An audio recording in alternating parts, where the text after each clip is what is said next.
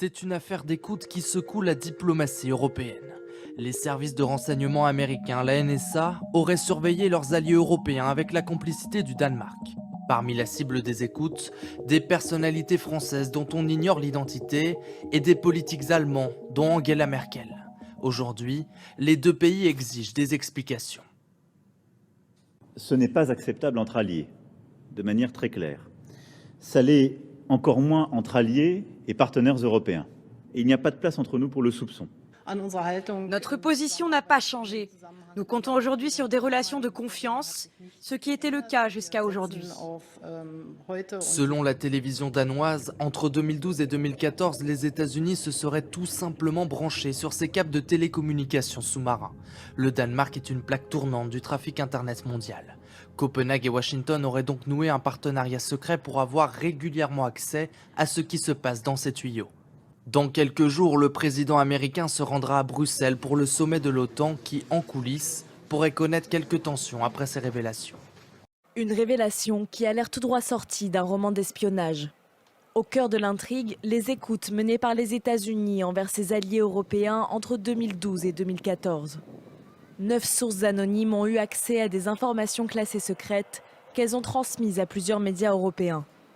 Leur enquête révèle que l'Agence nationale de sécurité a utilisé des câbles sous-marins danois pour accéder aux appels, SMS et recherches Internet de responsables politiques français, norvégiens, suédois ou encore allemands. La chancelière Angela Merkel était notamment visée, ainsi que son opposant de l'époque, Peer Steinbrück. Dass in der Tat auch befreundete Nachrichtendienste Spitzenvertreter anderer Länder abhören und bespitzeln, das ist schon ziemlich grotesk. Es ist ein kleiner Hinweis darüber, dass sie doch ein ziemliches Eigenleben führen. Also politisch halte ich das für einen Skandal. Ce n'est pas la première fois que les services secrets danois sont pointés du doigt. En novembre 2020, la chaîne publique Danmark Radio révélait que les États-Unis utilisaient les câbles du pays pour espionner les industries de défense danoises et européennes entre 2012 et 2015. Le gouvernement danois avait alors limogé toute l'équipe de ses services de renseignement. Ni l'Agence nationale de sécurité américaine, ni le ministère de la Défense danois ne se sont exprimés officiellement pour le moment. Si l'affaire se confirme, cela appuierait les propos du lanceur d'alerte Edward Snowden.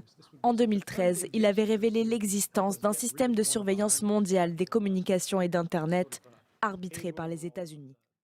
C'est un scandale en eau trouble révélé par la télévision publique danoise. Le Danemark aurait laissé la NSA, l'agence de renseignement américaine, se brancher sur ces câbles sous-marins dans lesquels transitent des communications téléphoniques et des connexions Internet. Entre 2012 et 2014, des hauts fonctionnaires et des dirigeants européens auraient été espionnés, à commencer par Angela Merkel.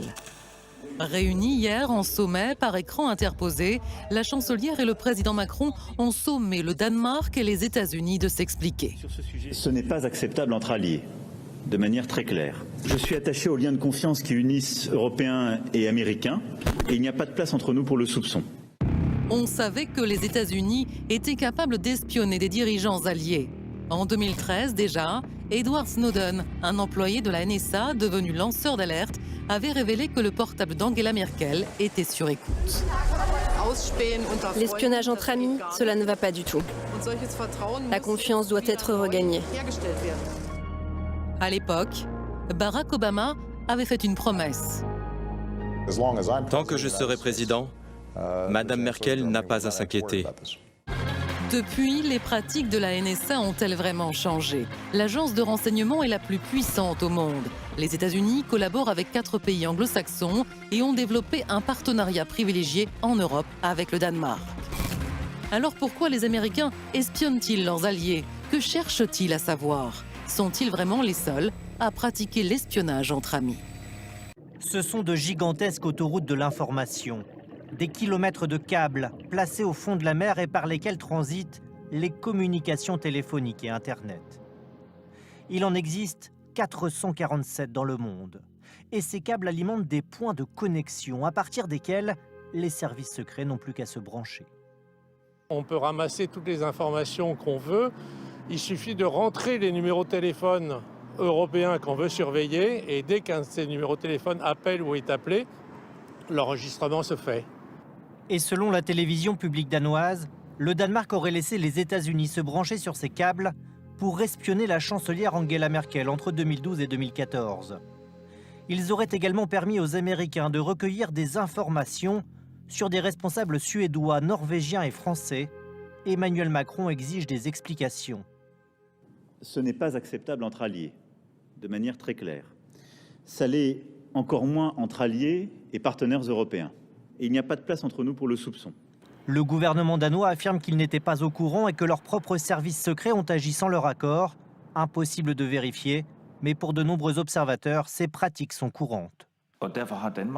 Les services secrets du Danemark et d'autres pays ont un grand intérêt à collaborer avec les États-Unis, qui peuvent en échange leur fournir de nombreuses informations en leur possession. C'est donc un jeu très complexe entre alliés.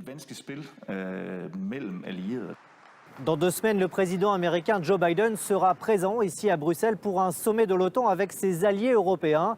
Et en coulisses, ces révélations pourraient bien provoquer quelques tensions.